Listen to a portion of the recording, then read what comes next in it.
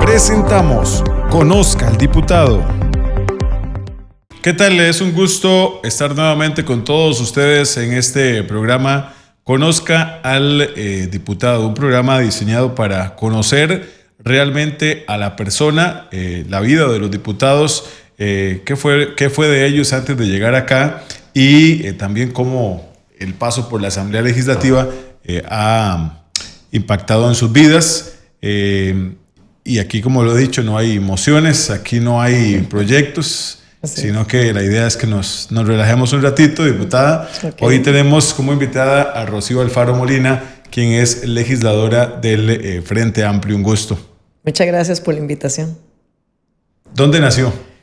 Bueno, yo nací, como la mitad de Costa Rica seguro, en la maternidad Carit, en San José, pero muy pequeña. Josefina, 100%. 100%, cédula 1, pero muy pequeña, y mi mamá estaba haciendo el servicio social. Viajamos a Turrialba, entonces vivimos literalmente en el hospital de Turrialba, en el hospital viejo.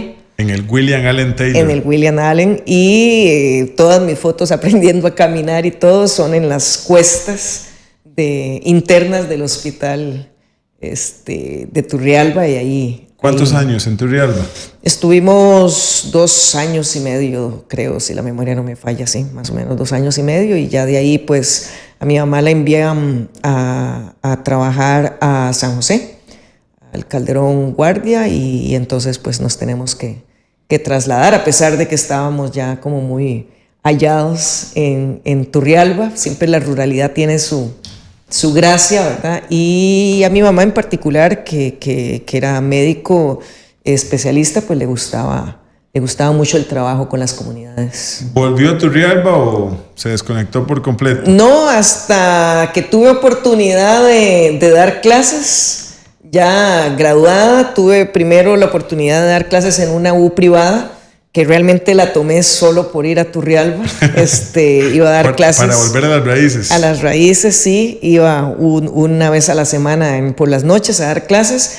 Y después con la Universidad de Costa Rica también, en cuanto me salió la oportunidad, fui. También fue un semestre porque pues estaba interina.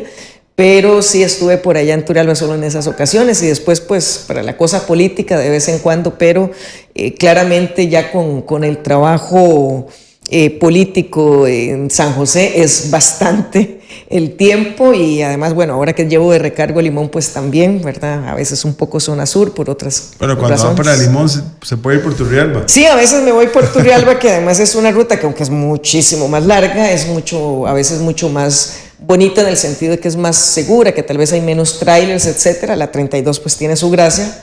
El parque es lindísimo, todas las comunidades que uno va atravesando, pero no deja a una que maneja un carro pequeñito a veces ser un poco esto de la pasada de los trailers, no deja de asustar un poquito, y entonces a veces me voy por Turri. Ese detalle del carro es particular. Es un carro pequeñito.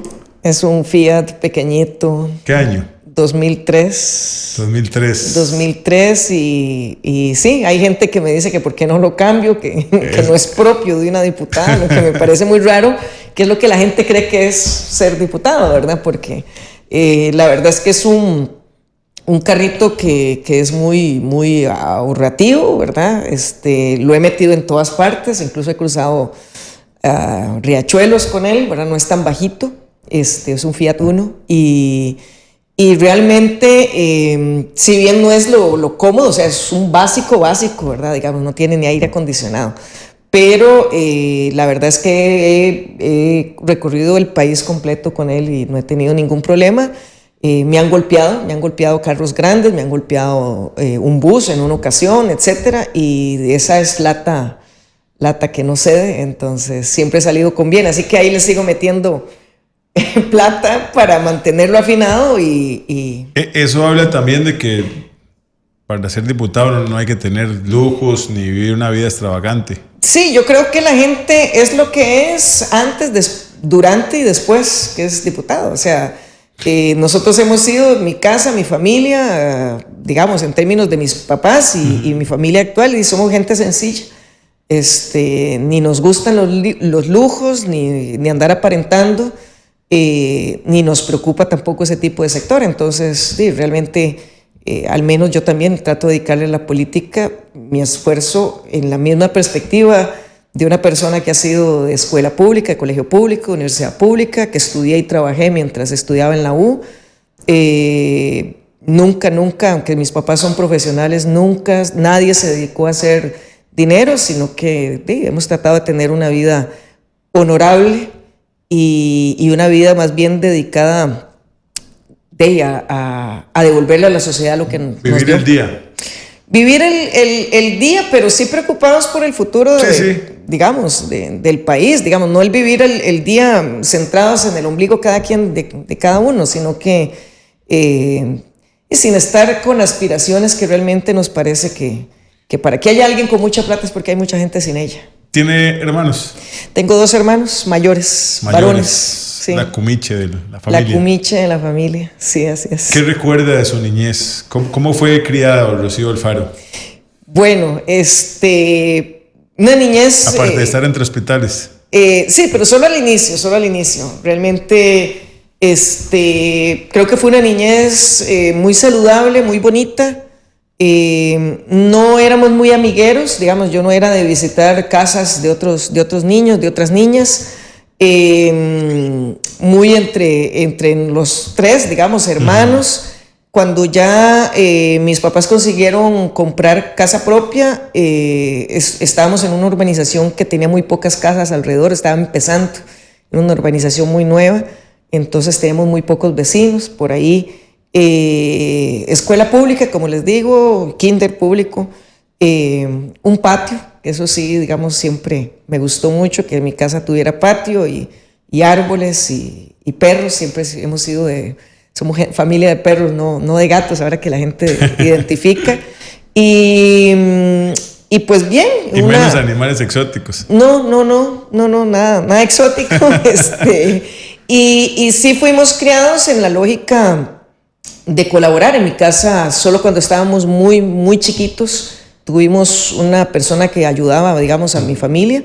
Después nos dividíamos el trabajo doméstico entre los 3. Y una curiosidad, porque es bastante inusual en nuestra sociedad, es que por las profesiones de mis papás, durante el tiempo que necesitamos más apoyo, digamos, los niños, mi papá fue el que decidió quedarse en casa. Porque por su profesión, digamos, mi mamá ganaba mejor y tenía más estabilidad. Mi papá es agrónomo, entonces es una profesión que no estaba en un puesto público, es mucho más arriesgado. Por supuesto que sí, en algunos momentos tuvo él su finca, tuvo él cría de cerdos un tiempo y algunos productos agrícolas, pero la mayor parte del tiempo él fue el que se dedicó al cuido, que es bastante inusual, y en aquellos tiempos era todavía más inusual. Y hasta un poco, pues tenía que sufrir un poco el cuestionamiento, ¿verdad? El bullying, porque los patrones tradicionales dicen que. Y pues fue una infancia, creo yo, muy sana, muy segura. Ahora a mí me da un poquito de miedo lo que tienen que vivir los niños ahora. Sin lujos, de nuevo, pero tampoco nunca pasamos necesidades. ¿Esa decisión de su papá y de su mamá la enseñó a romper esquemas? Sí, creo que igual que mis hermanos, digamos, siempre hemos sido de mente muy abierta. Aprender también que la paternidad y la maternidad no se definen por nada más quién está más cercano, quién está más lejano, quién es el que tiene el papel de proveedor. Las épocas y las circunstancias pueden cambiar. Y pues ellos han sido una pareja además muy estable. En estos días estamos celebrando el 60 aniversario de ellos de bodas, lo que nos hace muy felices. Y ahí están, pues ya son gente grande, por supuesto, ¿verdad? Pero ahí está la familia unida. Tenemos pues los hijos, ya hemos hecho pues nuestras propias familias, pero sí, digamos, esa decisión creo que marcaba mucha diferencia y mucho tema de conversación siempre en las escuelas, en los colegios. Mi mamá siempre bromeaba porque... Papá era el que iba a las reuniones. Exactamente, y era el que me iba a dejar, por ejemplo, en el kinder, cuando mi mamá fue a a la graduación del kinder, y ella siempre cuenta esa anécdota, escuchaba a los niños decir, ahí va la mamá de Rocío, porque no la conocían, porque no era la que iba cotidianamente, y quién sabe los niños, ¿verdad? Esas edades, qué fantasías se hacían, si seguro no tenía madre, ¿verdad? ¿O qué? Mira, pero ahí estaba la famosa mamá de Rocío, sí.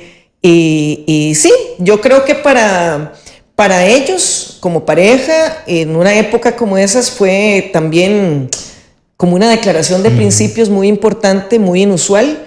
Tal vez en esta época no sería tan raro, pero ellos tuvieron que enfrentar mucho a una sociedad que cuestionaba esas decisiones, ¿verdad? Y sin embargo, pues ahora, racionalmente, pues todo el mundo entendieron lo considera. Que era un equipo. Era un trabajo de equipo y éramos realmente en ese sentido una familia. ¿Le tocó ir a cuidar chanchos? Alguna ocasión, mis hermanos les tocaba más porque era un poquito más grande, el de medio principalmente, mi hermano Ernesto, sí.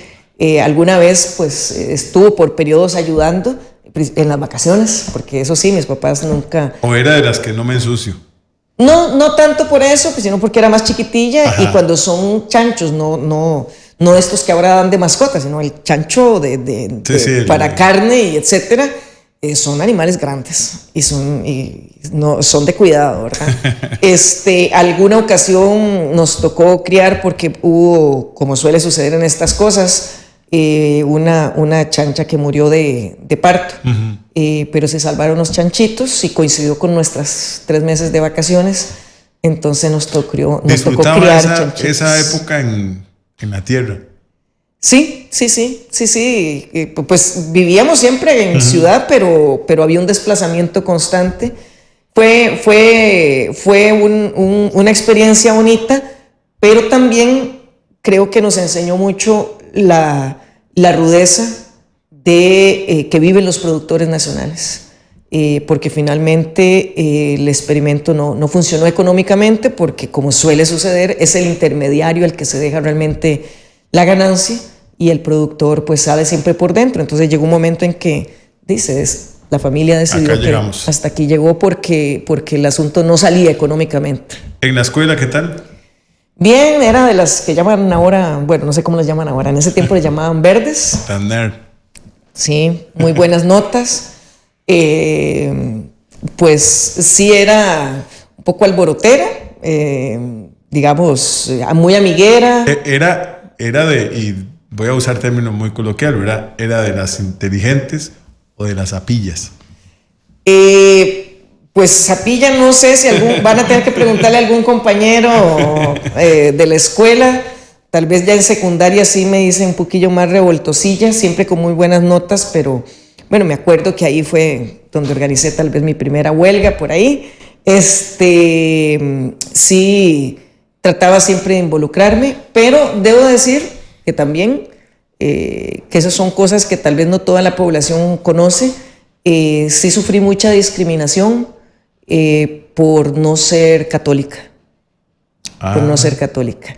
Y ahora lo entiendo más, ahora de adulta, digamos, el señalamiento, personas adultas que me señalaban, que decían cosas, que ponían, ya por ejemplo en secundaria, incluso profesoras que hablaban mal de mí con mis compañeras y amigas, porque veían mal, digamos, o mi posición política, porque sí, somos de una familia que siempre ha estado involucrada en la política desde la izquierda, y sí sufrimos mucha discriminación, cosa que tal vez la gente cree que es reciente. Hasta cierto punto sí, porque, por ejemplo, de pronto algún amigo que dejó de serlo porque sus mamás les prohibieron relacionarse conmigo,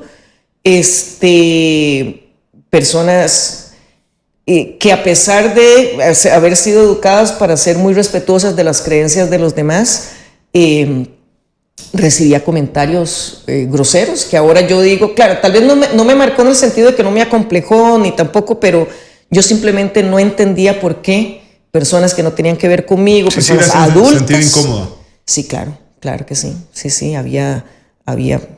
hay anécdotas, digamos, muy extrañas que ahora de adulta yo digo, ¿cómo es posible que una persona grande a una niña de 7 años la cuestione o la pare en un pasillo y le diga cosas al respecto de sus prácticas, digamos?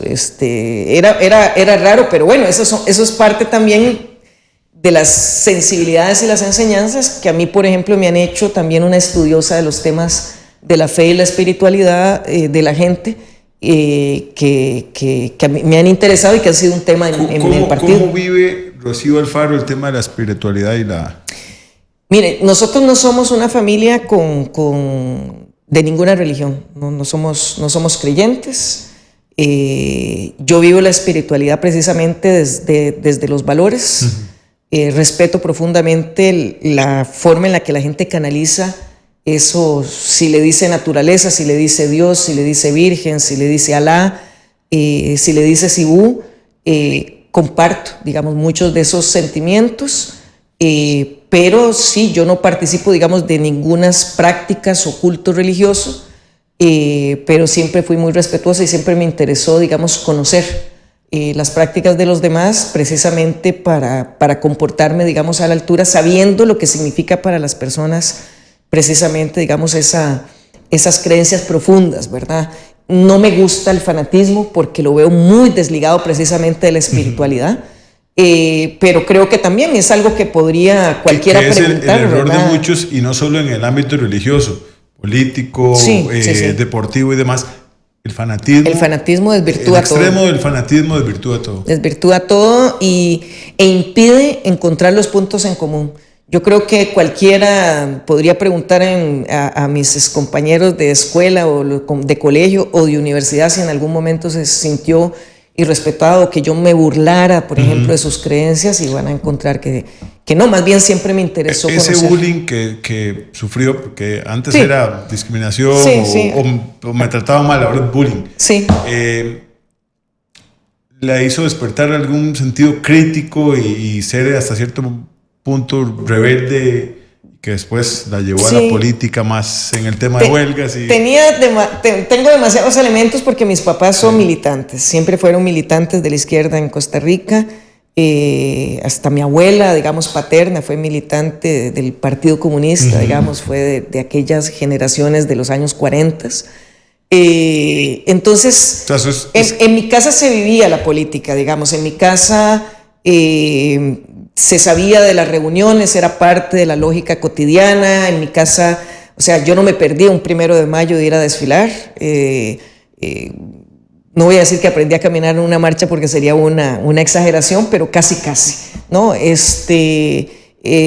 Repartir el periódico de las organizaciones sociales, que en mi casa se hablara de las huelgas, que yo desde niña leyera el periódico o me interesara por las noticias, era lo más normal, digamos, son mis hermanos, todos éramos así, porque era una parte de la vida de familia, digamos, era un tema, así como para algunas personas puede ser el fútbol, o para algunas personas puede ser el culto, o para algunas personas es alguna actividad de la casa. La nuestra era la política, siempre estábamos, pero la política de base, la política de los movimientos sociales, la política partidaria, pero desde la izquierda. Bueno, debo decir que estaba equivocado porque conozco a los demás diputados del Frente Amplio. Ajá. Y sé que son muy riñón del Frente Amplio porque fueron asesores y son casi contemporáneos míos. Pensé que había estado en algún otro partido político y no, usted es más frente amplista o de izquierda. Soy fundadora del Frente Amplio, sí. y participé, digamos, antes del Frente Amplio. Con don José Merino del Río. Con don José, y antes de don José yo estuve en Vanguardia Popular, que en el momento de la división no quedé en el lado, digamos, de don José y de doña Patricia Mora, sino que en el otro bando, y ahí fue donde hice mis primeros pasos. ¿Qué la hizo de militancia? Volver al... Bueno, no fue, de don José. Sí, no fue un volver, porque realmente en el Frente Amplio estamos de los dos bandos bastante. Lo que pasa es que tal vez sí, las figuras más visibles fueron del lado del Partido del Pueblo costarricense que del lado de Vanguardia, pero del lado de Vanguardia Popular pues también quedamos bastantes. Y cuando el Frente Amplio arranca, estaban, sí, los dos partidos, digamos, de la división histórica, pero también había gente del Partido Socialista, había gente del MRP, y había mucha gente, que eso era lo más rico, había mucha gente que ya no había tenido un partido, ¿no? Sino que más bien venía de los movimientos sociales, del movimiento estudiantil, que también ahí pues obviamente yo tuve mucha fui muy beligerante mientras fui estudiante, y del movimiento mujeres, ecologista, etcétera. Entonces fue como sumarnos todos. Por eso nosotros usamos mucho la expresión esa de la casa común, porque veníamos de otras casas y nos juntamos aquí. En fútbol se habla del ADN. Usted puede hablar del ADN Frente Amplista o del ADN de izquierda. Sí, ¿Qué significa realmente? Porque la gente a veces, no sé, como que va muy encasillado con la ideología de izquierda al tema de las dictaduras y a otro tipo de escenarios. Pero ¿qué significa ser de izquierda y qué causas defienden? Y para nosotros, y como le digo, que yo lo viví desde ¿Cuál es la esencia de la solidaridad? Yo pienso que la solidaridad y también el sentir de los otros, ¿verdad? Como le decía, nosotros fuimos criados, y yo trato de vivir así, sin ningún lujo, sin ningún exceso. Digamos, si no he pasado necesidades, he decidido decir que yo no he tenido, digamos, no he tenido que pasar hambre. Pero sí me he preocupado y sí me he inspirado, incluso en la escuela, como yo era de escuela pública, nos tocaba convivir con chicos, con chicas que la pasaban mal, y recuerdo, por ejemplo, preguntarle a mi papá, siendo muy, muy pequeña, por qué habían chicos que olían a humedad, o incluso, y entonces mi papá explicarme, sí, mire, es que esa familia vive en una toma de tierras que hay en Curridabat, por ejemplo, que él, desde una práctica política de izquierda, él la atendía, él iba a ayudarle a esta gente a que trataran de normalizar su situación en una comunidad que ahora existe, que tiene ya sus casas, pues obviamente ya muy, muy establecidas, ¿verdad? Un momento fue un precario, pero digamos, siempre tuvimos esa preocupación, digamos, ese trabajar, no solamente en el sentido de la caridad, que a veces la gente dice, sí, en casa juntamos cosas y le damos a la gente pobre, no, sino en tratar de entender por qué surgen esas injusticias de raíz, digamos, y atenderlas. Yo creo que esa preocupación por el prójimo, y por eso también lo asocio mucho a la religiosidad, pero en un sentido bonito, digamos, práctico, de espiritualidad, una práctica espiritualidad, para mí eso es ser de izquierda. Y por ejemplo, ahora tener un salario, yo nunca he tenido un salario alto, yo soy profesional, tengo una maestría, soy interina, soy de la población que depende de los nombramientos, tengo muy pocas cuotas para pensionarme respecto de los años que he trabajado. Sin embargo, siempre, digamos, he tratado de vivir con lo que tengo, nunca me he endeudado. Y en el caso actual, pues una parte importante de mi dinero va para el partido, pero es un compromiso que todos tenemos. Y otra buena parte va a ayudas a personas que tratan también de llevar luchas sociales y tal, y que no tienen las condiciones, y finalmente yo prácticamente me dejo lo que ganaba antes, digamos, más o menos me dejo lo que yo ganaba como profesora, y por eso tengo el mismo carro, y por eso tengo la misma casa, y por eso lo mismo, porque yo veo esto como un paréntesis de un tiempo para servir, aunque la gente le diga a una que no hace nada, porque esa es la visión que tiene la gente de las diputaciones. La verdad es que es un trabajo muy, muy ingrato, muy interesante, pero muy ingrato también, aunque a veces tiene uno sus felicidades pequeñitas. Pero esta idea de que la gente se hace rica, yo creo que la gente que se hace rica siendo diputada es porque vienen a hacer chorizos y negocios. Y pues yo no vine a hacer eso. Me dijo que no pasó necesidades, pero sí trabajó y estudió al mismo tiempo, que sí, es algo que es muy cotidiano, ¿verdad? En la juventud. Sí, estudié y trabajé. A ver, en la U pues entré, la verdad es que con muy buenas notas. Eso se lo debo a la educación pública. Me cambié de carrera. ¿Le llena de orgullo a la educación pública? Sí, claro que sí. Sí, totalmente. Y bueno, empecé a estudiar una carrera que tiene pues un perfil muy bajo en términos o sea, nadie se hace rico a estudiar filosofía, ¿verdad? Entonces, en cuanto tuve oportunidad, siendo estudiante, empecé a buscar la posibilidad de enseñar, que me gusta mucho. La docencia me encanta. Entonces, siendo... ¿Hacia ahí va después de que salga de acá? Eso espero. Tengo que ir a pedir cacao. ¿Cuál es uno de los mayores sueños que aún le quedan pendientes? Pues en lo personal. En lo personal. Dejemos de lado un poquito lo político. Pues la verdad es que, no sé, la verdad es que yo estoy contenta con lo que logro, con lo que soy. Me gustaría tener más tiempo para hacer cosas que dejé de hacer. ¿Cómo cuáles?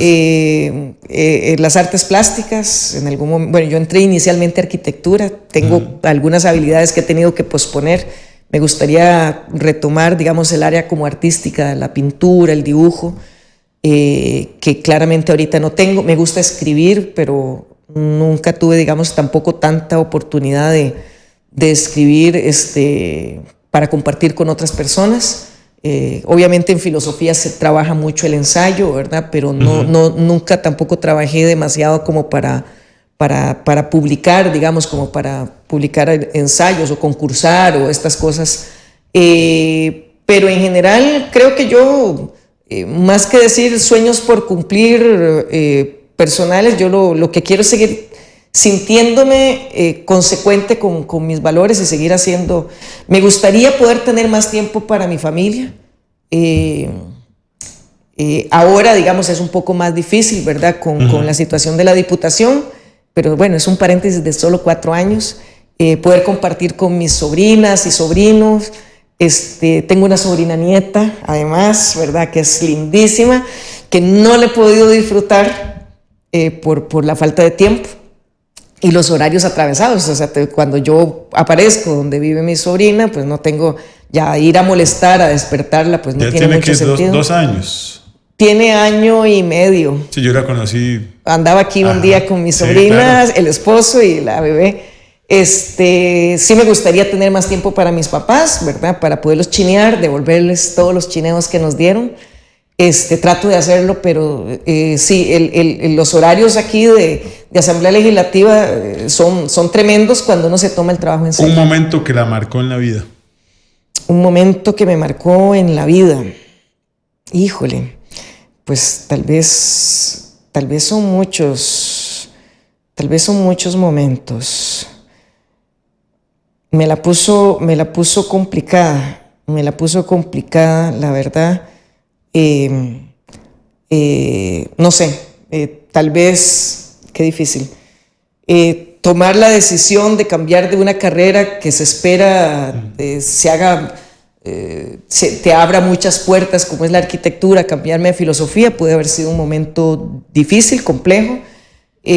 Tal vez el momento que me ha marcado más recientemente, en el sentido de tener que volver la mirada sobre la familia y sobre la salud, fue que mi mamá hace unos meses, en finales de agosto, tuvo un accidente y tuvo una quebradura importante, siendo adulta mayor. Eso puede significar, digamos, muchas cosas graves, y que la Seguridad Social respondió y ya está mi mamá caminando y está bien. Pero eso claramente generó, digamos, una reflexión sobre realmente lo que hace una también por su vida y por su entorno, ¿verdad? Y lo frágil que es la vida. No sé. ¿En su tiempo libre qué hace? ¿Qué es eso? Sí, tiempo libre. Bueno, ¿qué hago? Yo soy muy comelona, no sé cocinar, o sea, cocino de necesidad, lo básico. Soy muy chapa porque tengo poca práctica, digamos, tardo mucho y todo, desespero a la gente, digamos, si está esperando que yo cocine.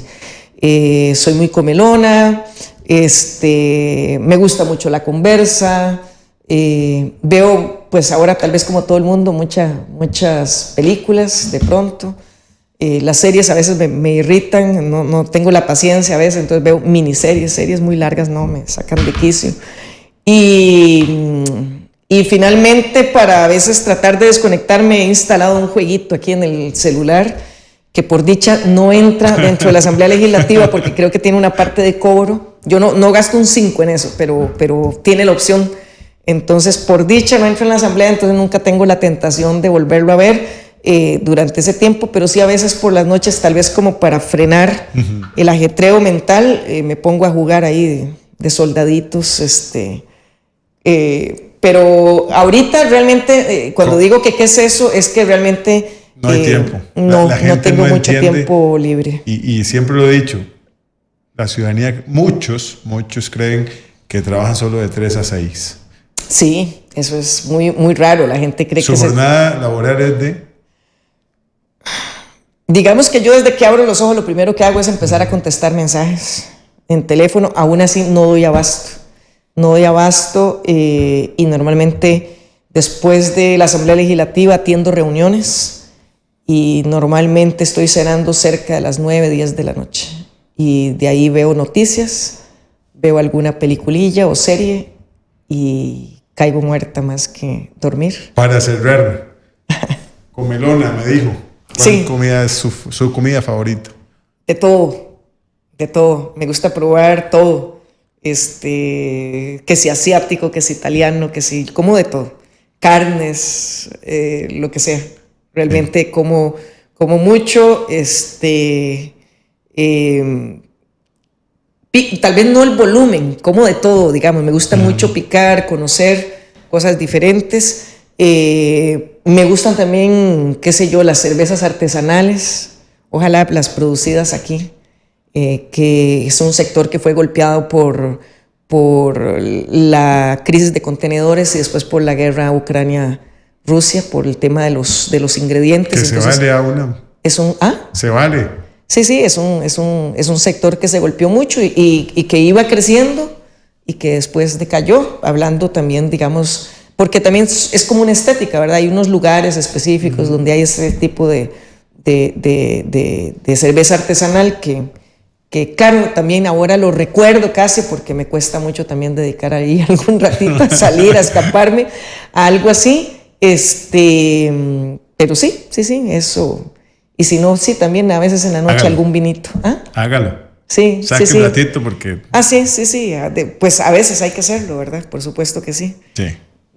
Gracias, diputada. Un gusto. Un gusto, muy amable.